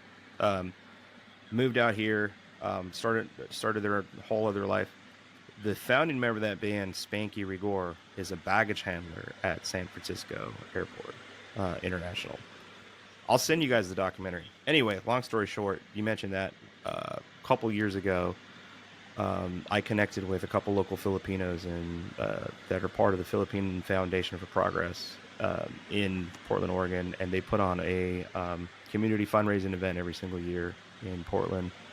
And they had Roger Rigor, who's the brother of Spanky, the founding member of VST and Company, was hosting this fundraiser for, I think it was like helping people get medicine and access to healthcare in the Philippines.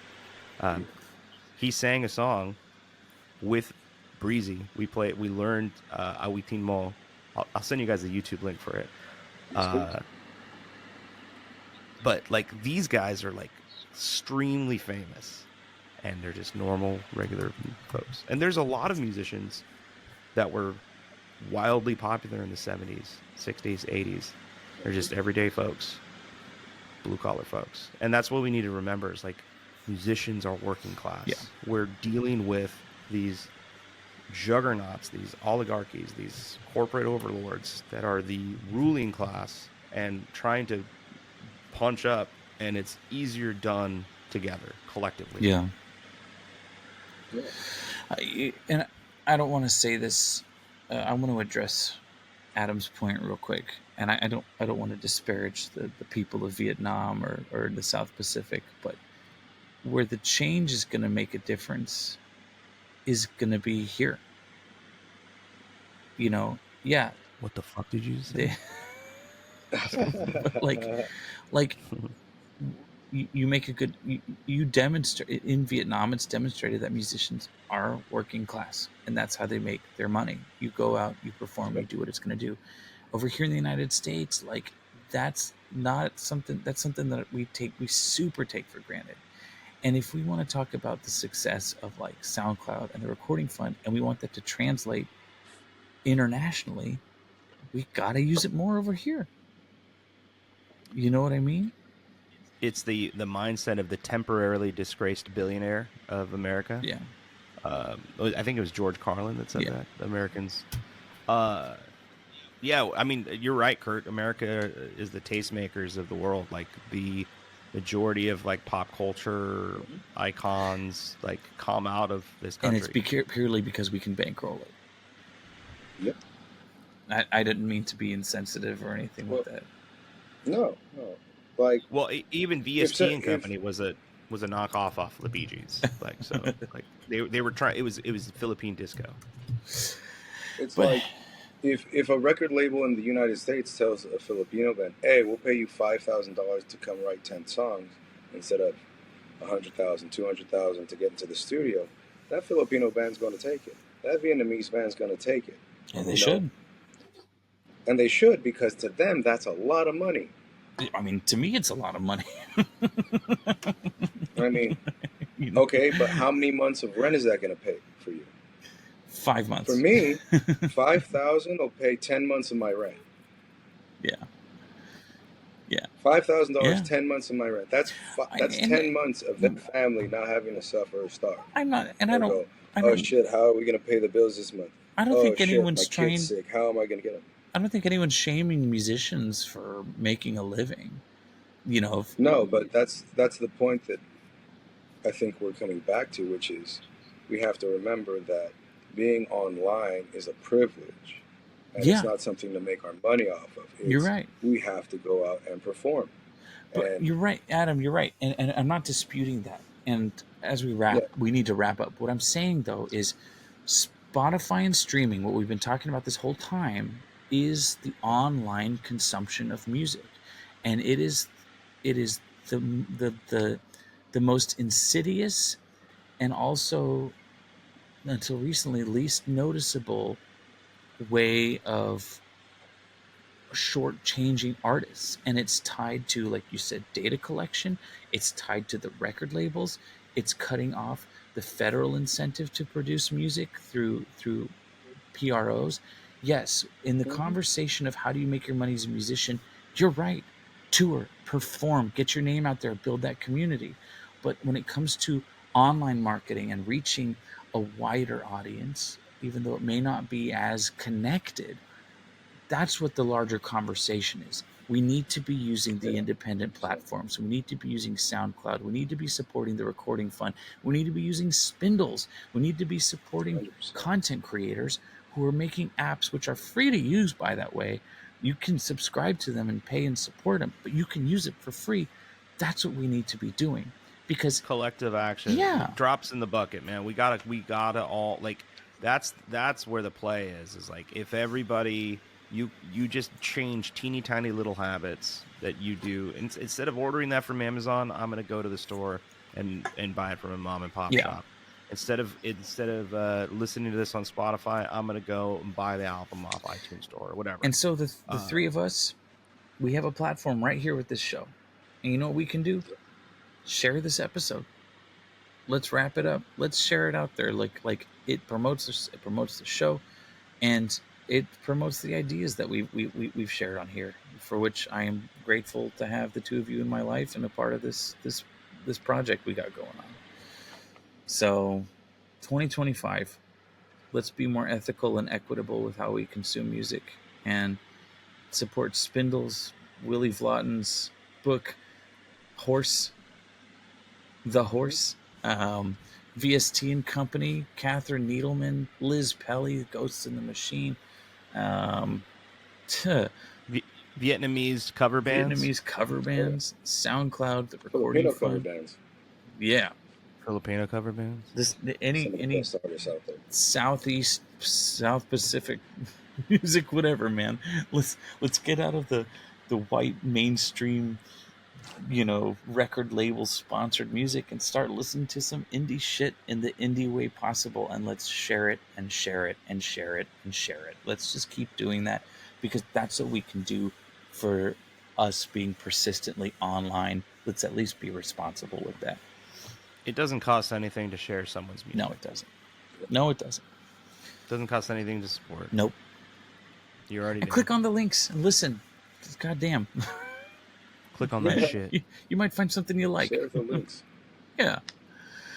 Well, anyway, I Share 'em like appreciate they're you. reels. I appreciate you both. Thank you for making the time to come in and talk about this very important issue, and kicking off 2025 with just one song. I love you. We love I you. love you too. Yeah. We love you. I all. love you so much. We love you. Love y'all guys. We love you, Good listeners. night. This is not NPR. Thank you for listening to Just One Song. This is ASMR. Just One Song. Super. Oh, I didn't do my Nosferatu voice. It is a black omen. Have you seen Nosferatu? No. Oh, it's fun. Is it good?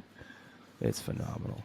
That's all right. It's disturbing. Disturbing Okay. as fuck. Elena and I So want to good. go see it. She wants to see it with me. So Also, everybody go listen to Breezy music. go listen to Breezy. Subscribe to my You know what? I take that back. Go buy one of their songs. How about that? Oh yeah. Purchase. Let me buy her. Subscribe to my OnlyFans. Feet I pics. also put a link to my poetry page in the chat. Check out my poetry. Go to allpoetry.com /Curtis with a K -Lloyd LL to check out Curtis Lloyd poetry. It's not great, but it's honest. It's great. And it's fun. phenomenal. I love it. I love the Panera one that you Oh, did. the first one I did. That's fun. Yeah, that's And if you I want turned- some background gaming music, you can listen to A is for Action. That is the artist name. Yes, A is for action. Is Dude, I for still listen to your baby. stuff. It comes up, I go, ooh, Adam wrote this. And I should be coming out with a couple new tracks coming out soon, so Yes. Hell yeah, dude. hopefully we'll be checking it out. I want to hear those new songs because you're in a different headspace right now. You got that aura. You got that patina, baby. And you're dreaming now. You're dreaming, dog. You're dreaming. You're dreaming and I'm creaming. That sounds like Macho Man Randy. Randy Man. Wait, what is it? Macho Man Randy Savage. Hey, brother, you're dreaming and I'm creaming. I got you for 3 minutes of playtime. Boom saw. Did you ever watch the Skyrim mod where instead of the dragons, it's Randy Savage? Fucking awesome, dude. And he's like, I love him. I love when he him. blows fire, he just goes, yeah! I watched like 30 minutes of his WWE documentary on like the E network, and Oh, it yeah. is fucking wild, dude. Wrestlers in the 90s, those were the last rock stars, man. They were fucking doing all kinds of cocaine and just crazy, dude. And like the shit that they would do to their bodies, they would macho, Randy Man Savage. Did you ever watch The Rest in Wrestler peace. with Mickey Rourke? Yeah, dude. Have you seen the Iron Claw? Mm-mm. Just came out. Zach Efron, believe it or not, Really? Zach Efron from High School Musical is in that, and he's so fucking good. But that's a tearjerker. It's a hard movie to watch. Isn't but it it's a beautiful. okay? Jeremy Allen White Isn't about there's like 2 brothers, 3 brothers, 4 brothers. 4 brothers. 4 brothers. I think total of 4 brothers. Wow. Yeah, that are all wrestlers, and just yeah, Damn. All right. good shit. It was recommended to me earlier this year, so I'll take a look at it. And you were like, "Fuck that! I ain't watching that shit." Zac Efron, he just got filler in his cheeks. No, thank you. Dude, I want to fill his cheeks, bro. That fool's fucking. We're It's a good looking man. we're still recording, Leo. I don't care. People want this. This is what people want to hear. They want to hear us bitch and moan about capitalism and corporations and billionaires, and then they want us. You want us to homoerotically talk about Zac filling Zac Efron's cheeks. Didn't he have a dick pic that circulated? And this is horrible. I don't know. Shame porn. What's it called? No. Revenge porn. No. It's revenge. What's it when? Revenge porn? What's it? Is that what it's called? Yeah. When they leak a little pee pee poo poo. Yeah. Oh my God, have you got this one? So there's been a ton of data leaks. I'm just going to let you guys know this one. There's been a ton of data leaks that have happened in the last year because of cybersecurity. Oregon Department of Transportation got hit, and a ton of so people are getting a ton of spam calls, those fake like links. People are getting phished, getting their bank accounts fucking. Anyway, I got a leaked email that was like, "We caught you looking at porn and jacking it, and we got a video. Give us $1,000 in Bitcoin, and we won't send this to your mom and your boss." I got that too. I was like, send it. So I was like, send What? it. send that shit. Yeah, send that shit, dude. It was very well written. They were like, nobody wants to see the vapid stare of the blue screen reflecting in your eyes. I was like, damn, dog, why you gotta hurt me like that? It's just this. Yeah, it's exactly that. Just like, just me looking at Zac Efron watching High School Musical. It's clearly like in my glasses. Like, Wait, there's 2, right? There's Camp Rock. Yeah. That was the Jonas Brothers, right? Mhm.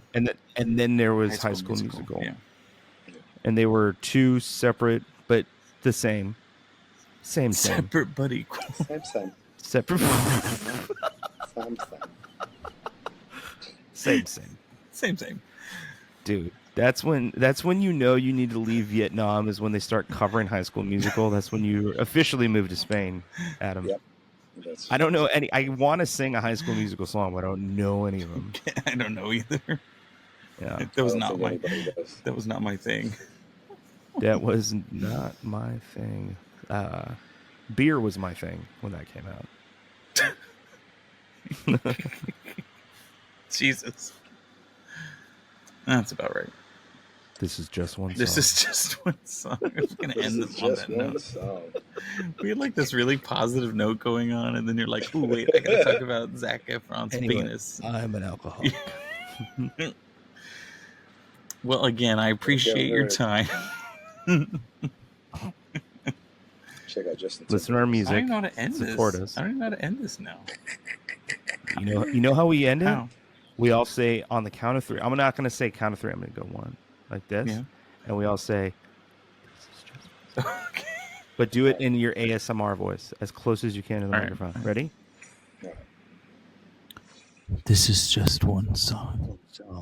This is just one song. This is just one song. This is just one song. This is just one song. Just one song. Just one song. Good night. This is just one song. Good night.